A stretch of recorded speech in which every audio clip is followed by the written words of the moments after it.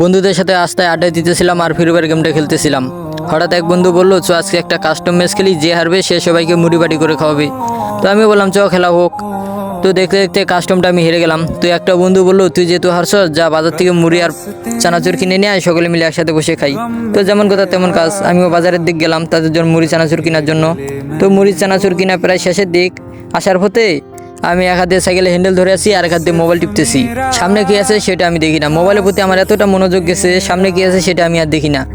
তো বেশ কিছুক্ষণ যাওয়ার পর হঠাৎ দেখলাম সামনে দুইটা মেয়ে ব্রেক ধরতে ধরতে তাদেরকে দিলাম লাগিয়ে দেওয়ার পর একটা মেয়ে রাস্তার সাইডে পড়লো আর আমি পড়ে গেলাম রাস্তার মাঝখানে সাইকেলের নিচে।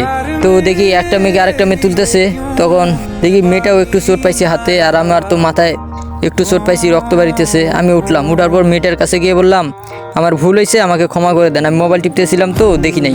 তখন তার বান্ধবী হুট করে আমার গালে একটা চর মারলো, মারার পর বললো আপনি কি দেখে সাইকেল চালাইতে পারেন না, মোবাইল টিপতেছেন আর সাইকেল চালাইতেছেন।